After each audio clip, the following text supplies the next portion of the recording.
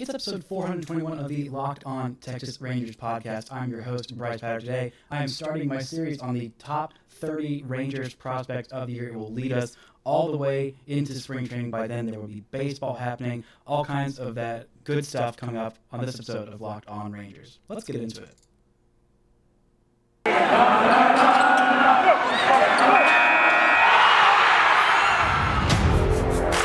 You are Locked On Rangers, your daily Texas Rangers podcast. Part of the Locked On Podcast Network, your team every day.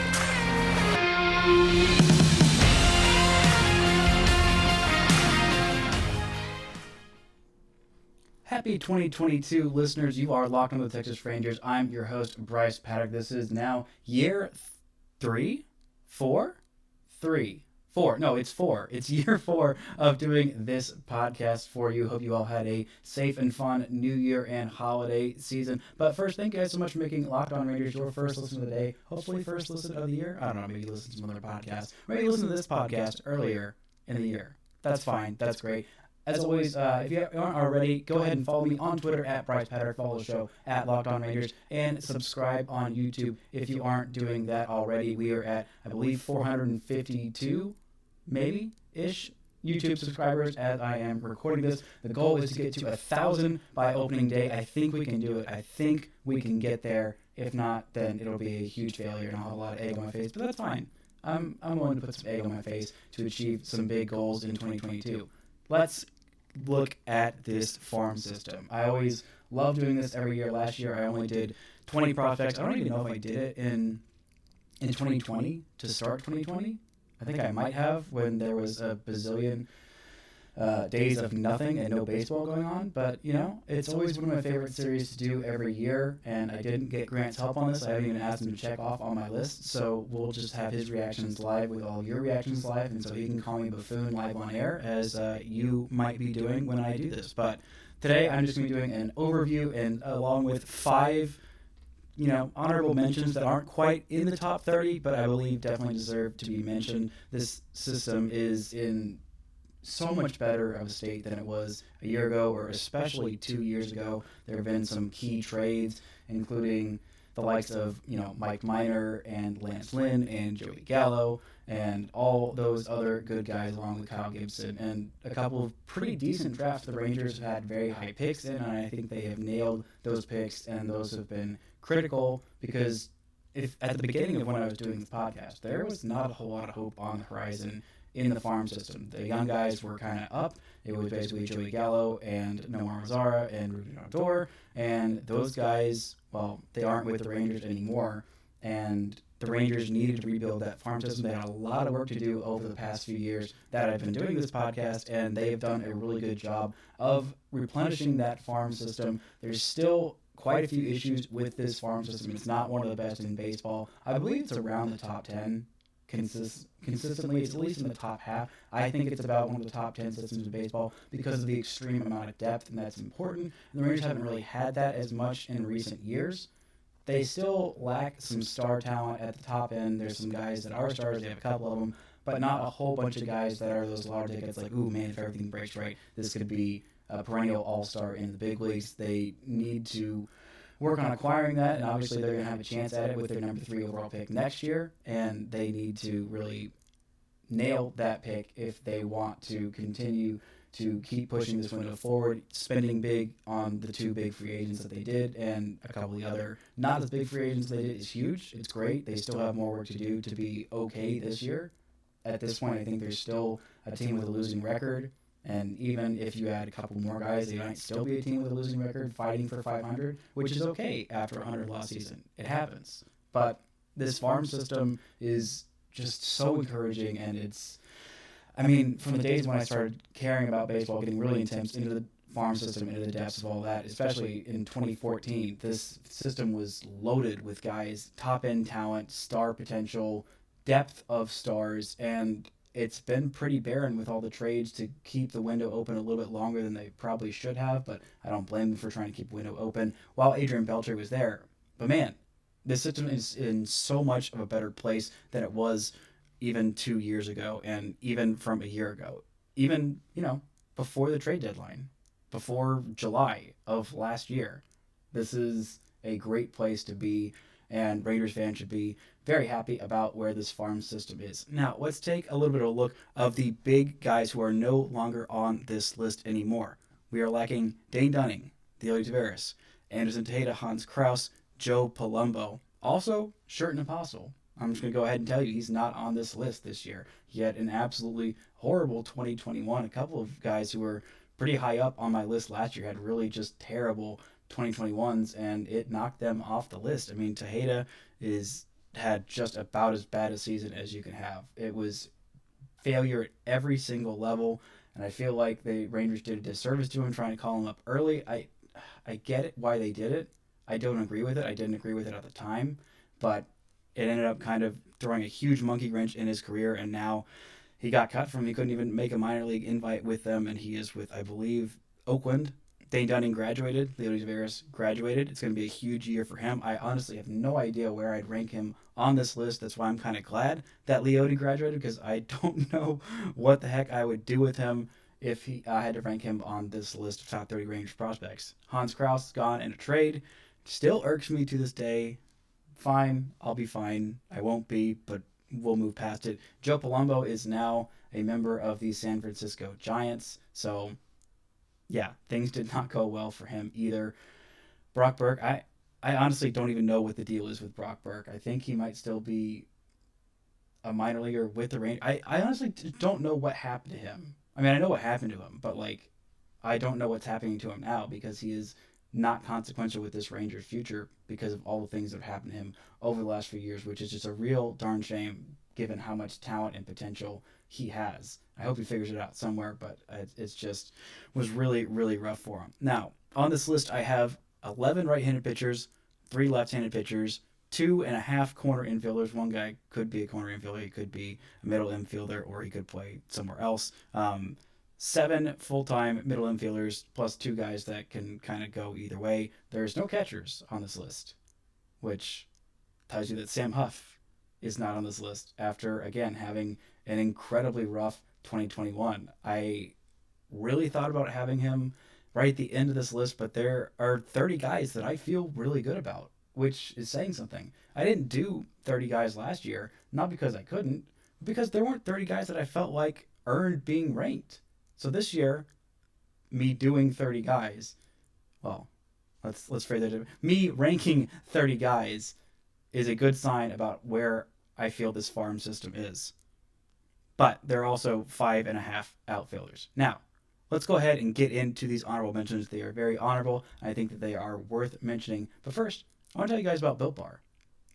It's the new year, which means New Year's resolutions. And if yours is about getting fit or eating healthier, make sure to include Built Bar in your plan. Built Bar is the protein bar that tastes like a candy bar. But you know what? Some of them taste even better than a candy bar. Built Bar makes it easy to stick to your resolution because they taste so good, you'll want to eat it. Unlike those protein bars, which can be chalky, waxy, or taste like a chemical spill. Chemical spills are dangerous. You don't want those in your body. You definitely don't want those in your mouth and what it tastes like. It tastes gross. I mean, I haven't eaten a whole lot of chemical spills, but I'm assuming that they taste bad, because it feels like eating those other protein bars that are not as good as Built Bar. It tastes like what that looks like. These Built Bars are covered in 100% chocolate. They're soft and easy to chew. They are fantastic. And here's an idea for your new year. You can go take out all those secret stashes. Get rid of all those snacky things that you have that are not as good for you. Get some Built Bars in there. And even if you're not a huge fan of working out, you can at least eat something that tastes good and is healthy for you. So our listeners can go to built.com, use promo code LOCKED15. You'll get 15% off your order. Use promo code LOCKED15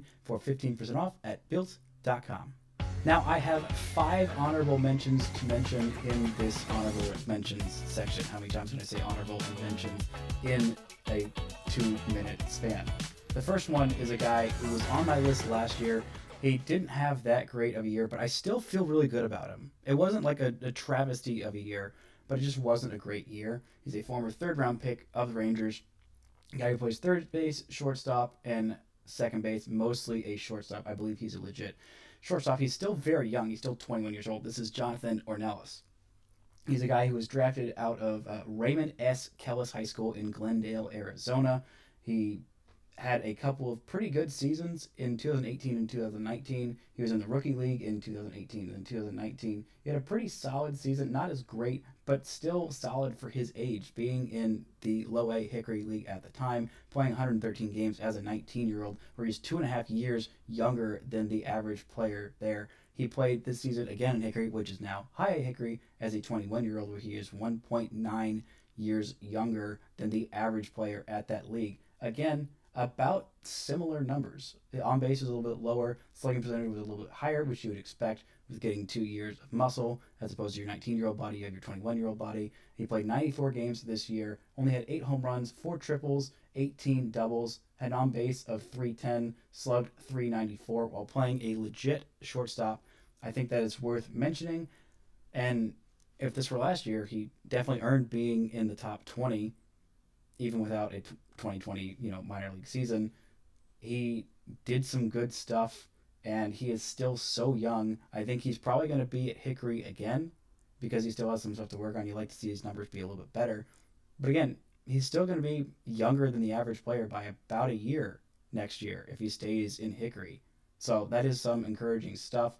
I don't want people to get prospect fatigue over him because that happens with guys who do so well at such a young age, and that's why I feel like there's a lot of different things that you can rank and have to factor in when you're doing your prospect rankings. For me, I used to be more ceiling over everything. It just give me the guy with the highest ceiling, give me the guy who is 18 and hasn't even come stateside yet, but has put up some ridiculous numbers and everything breaks right. He's going to be a perennial all-star, but he's got to have so much break right. Now I'm leaning more towards the middle, not quite, floor is everything, but it's more of a balanced approach that I'm taking, and I think Ornelas still has a pretty decent ceiling. The floor is catching up there. He's bringing it up a little bit because he's, maturing. He was born in the year 2000, which is just kind of wild to me. Makes me feel super duper old, but it's fine. He had a good season, solid season, nothing spectacular, but definitely worth being an honorable mention. Another guy who had a solid season made his big league debut, Jake Latz. Congratulations, Jake Latz. You are a big leaguer. Threw 4 2/3 innings against the Cleveland now Guardians. Struck out 4. Looked pretty solid while doing was completely an emergency call-up, the very definition of an emergency call-up. He was drafted in the 5th round in 2017 out of Kent State University. He is from Lamont High School in Illinois. He's 6'2", left-handed, and he's got some real potential to be a solid back end of the rotation guy. He is 25 years old. He turns 26 in April of next year, or this year, I guess. It is this year now. But he had a really solid time in Frisco. Not anything that blew you away, his numbers wise, but he had so many injuries, he's missed so much time that I was just encouraged that he could get there and put together a pretty solid season. The numbers don't really back up at how good he really did. In 63 1/3 innings, he struck out 84, had a 4.69 ERA. Some bad starts toward the back half of his stint there really blew up those numbers, but he was doing really well for his first couple of months in Frisco. And Round Rock, he did all right, had a 3.55 ERA in 33 innings, struck out 35. He's a guy who doesn't walk a whole bunch, had 4 walks per 9, but 11.9 strikeouts per 9 in Frisco. I like what I saw from him there.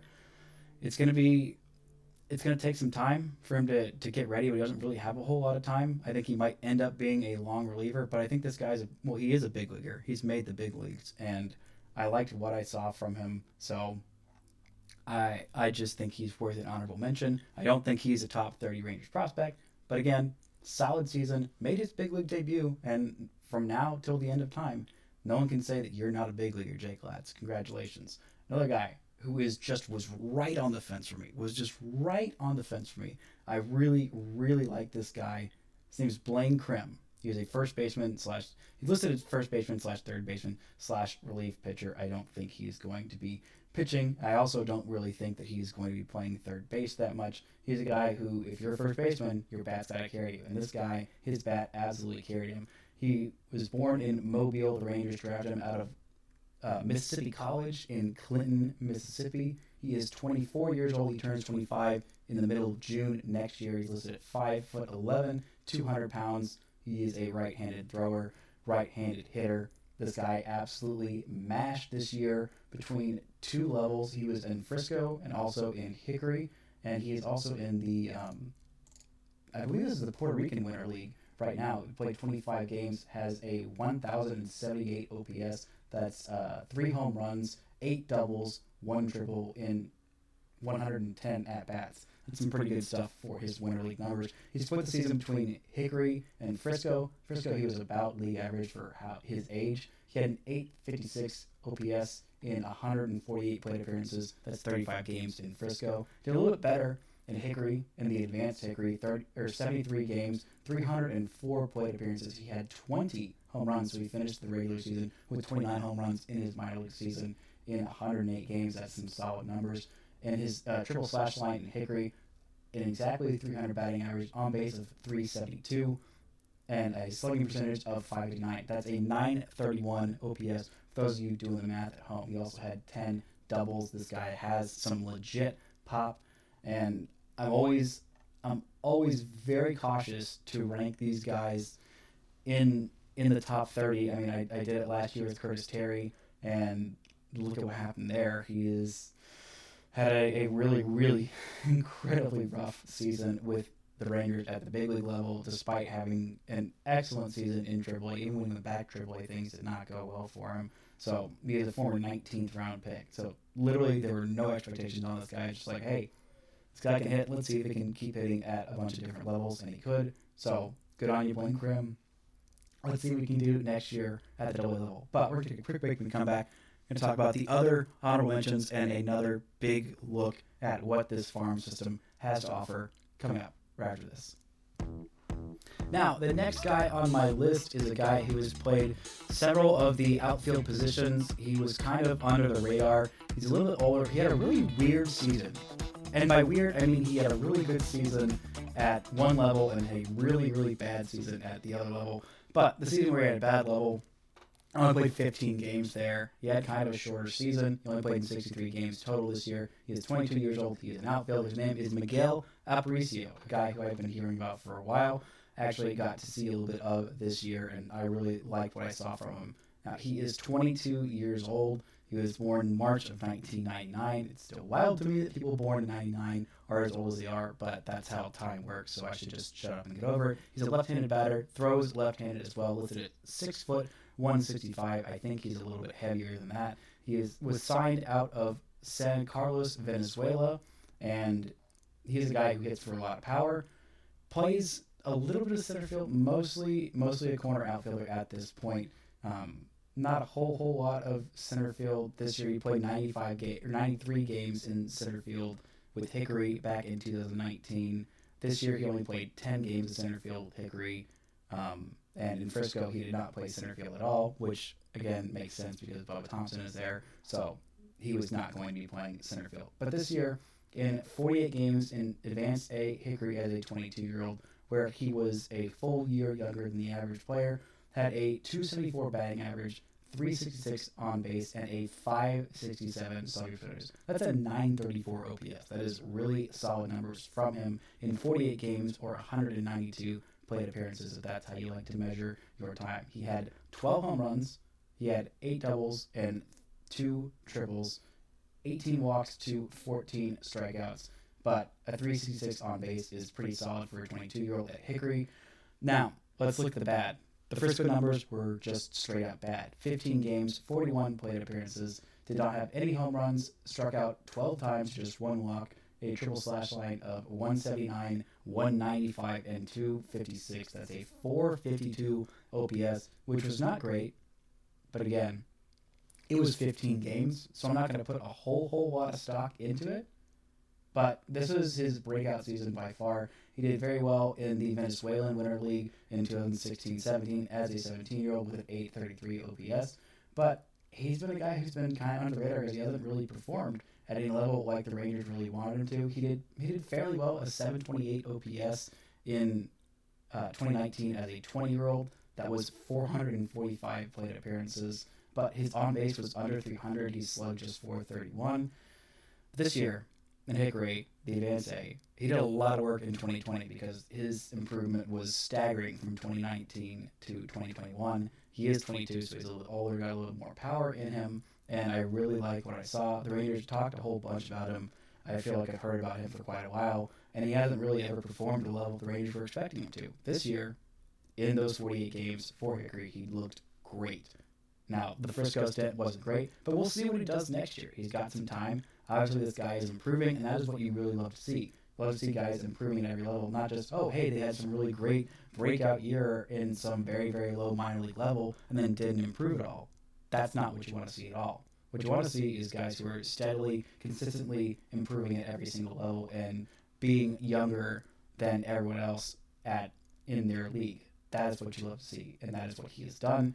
I really love what I saw from him in Hickory. I'd like to see a little more out of him in Frisco next year. But this guy's got some legitimate potential. He's still pretty young. He's going to be 23 next year. Being 23 in Frisco means you're still a little bit younger than the average player. He was 2 years younger than the average Frisco player this year while he was there at 22. So it stands to reason that he'll be about a year younger than the average player in Frisco next year, which is what you like to see from your prospects. But again, guy is probably going to be a left or right fielder, left-handed power swing, and improving plate discipline, which is what you love to see. Now, this last guy, not a whole lot of numbers on him, but I really liked what I saw from him. He's the Rangers' 4th round pick of the 2021 draft. He would have been the only catcher on this list, but again, he was just drafted this year, didn't do a whole lot because he didn't play a whole lot. That's Ian Mahler. He is put up some really, really solid numbers in just 15 games, 63 plate appearances, which isn't a lot, but it's not nothing. He had 3 home runs, 4 doubles in that time span, 9 walks to 20 strikeouts in his professional debut as an 18-year-old in the Arizona ACL, the Arizona Complex League. That's what it is. But he had 381 on-base percentage and a 480 slugging percentage. That's an OPS of 861 while playing a legitimate defensive catcher. He has got the tools to be a catcher. He is going to be a catcher. He is great defensively for his age. I mean, again, he's 18, so there's not a whole lot that we even know. He was drafted out of Dubuque, Iowa, Walhart Catholic High School in Dubuque, Iowa. So nice to draft those catchers when they're young, and they are actually catchers, as opposed to drafting guys in high school and then converting it later. It takes them longer to get to the big leagues. This guy's been a catcher through and through. So seeing those offensive numbers from a guy who profiles as a very defense-first catcher is encouraging stuff, and I feel like he is worth the shout-out and the mention in an honorable way. Now, those are the end of my honorable mentions. I have a couple less honorable mentions. I don't want to say dishonorable mentions because that feels rude, but that's kind of what it is. Shirt Apostle is the guy who I was I don't want to say most disappointed because that was Anderson Tejeda. That guy had literally as rough a season as you can have without sustaining some kind of major injury that ends your career. But Sheridan Apostle did not do well this year. He got his first taste of big league action in 2027 games with the Rangers. He did not do well, but he did get his first big league hit. And he did have an extra base hit, so that's something that he will get to take with him for the rest of his life. But this year was just really rough for him with the Rangers. He started the season in AAA, did not do well there, had a 566 OPS in 22 games, 88 plate appearances. Then went down to Frisco, and things were a little better for him, but still not great for a guy who's 22, and I've been hearing about for a while, and has put up some really good numbers at other levels. In Hickory in 2019, as a 20-year-old, he put up great numbers. In 80 games, he had 15 home runs and 802 OPS. Didn't do as well in the 41 games he played in High A down east at the time, only a 730 OPS in 159 plate appearances. But not a super great display, but he, again, wasn't ready. Calling him up at 21 years old, I don't think was great. And I think they've done some real harm to some of these guys that they called up in Sam Huff, in Sheridan Apostle, and Anderson Tejeda. I think they really should have let those guys stay at the minor league level. Don't call them up in such a weird year. I know there was no minor league baseball, so they want to get some actual reps. But again, it's looking like that did more harm than good on the 3 of these guys that have done that. But the first good numbers were fine, just not great. Only 6 home runs in 42 games. This guy is listed as a third baseman / first baseman. He's just gonna be a first baseman. He's got a huge arm, but again, I don't think that he has the mobility to stay there. So he just really needs to hit and hit like crazy. He did play 4 games in the Arizona Complex League where he hit 3 home runs and had an 18-13 OPS in just 16 plate appearances. But again, that's literally 4 games as a 22-year-old in the Complex League where mostly you're facing guys in their first professional action. I think he needed a little bit of that confidence to carry him into next year, and I'm looking forward to. I'm not writing him off completely, but this was a rough year for him, and I would like to see a whole lot more from him next year because I have some questions about what he did this year, and I just would like to see more. Now, the other slightly less honorable mention is Sam Huff. This was not a great season for him. I just thought he needed to do a whole lot more than he did, and it was just not at all what I was expecting. He lost a lot of time of his catcher development from an injury. He didn't play in that many games. He only played in, I believe, where did we go? 61 games, but I don't think he caught it all this year. He did have 16 home runs and an 813 OPS. But again, we know that he can hit. And a lot of those games, 8 of those games were in the Arizona Complex League, and 6 of those games were in the Arizona Fall League. The Arizona Fall League numbers were really rough. 6 games, 28 plate appearances, a 452 OPS. That's not great. In his rehab assignment with the Arizona Complex League, he had an OPS over 1,000. That was great. He did have some good stints for 7 games, 25 plate appearances in Round Rock, a 320 on base percentage, and a 727 slugging percentage. That's an OPS over 1,000 as well. But again, I just need this guy to walk. I need him to walk just a minuscule amount. This year in those 3 different leagues, 249 plate appearances. He only walked 21 times, and he struck out 97. I need him to walk if he's going to be that legit power bat that I'm not sure if he can catch. I'm just really not sure about it. He's got the arm for it, and if the new collective bargaining agreement starts to put in some robot umpires, then sure, put him at catcher. That'll be fine. It might be murder on his knees. But again, no matter what, this guy needs to start walking. That is my biggest concern for him. If he can do that, then he is right back up there at the top of this list where he was last year. But again, missing all that time developmentally playing catcher and still having those concerning lack of walk numbers gives me some question. These 2 guys, I'm not writing off either of them. I think, well, they're both big leaguers. They both made the big leagues, but there's still some questions to be had there. I'm more excited to go into the top 30 guys. I'm going to start off. This will be the Monday episodes for the next, basically up until we have spring training, hopefully. Knock on wood.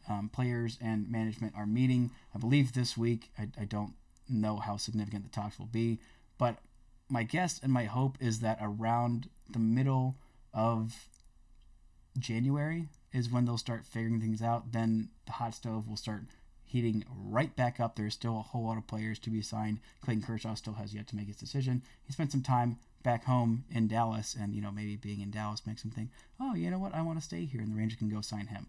That's what I'm looking forward to for the rest of this month. But again, Mondays for the next 6 weeks, I believe, I'll be doing these top prospect rankings. I'm so excited for y'all to see what I have. I might change my mind on some of these guys, but I already have my top 30, and I feel really, really good about them, and I feel pretty good about these honorable mentions, and even decent about these less than honorable mentions. But that's going to do it for this edition of Locked On Rangers, and until next time, don't forget to enjoy baseball.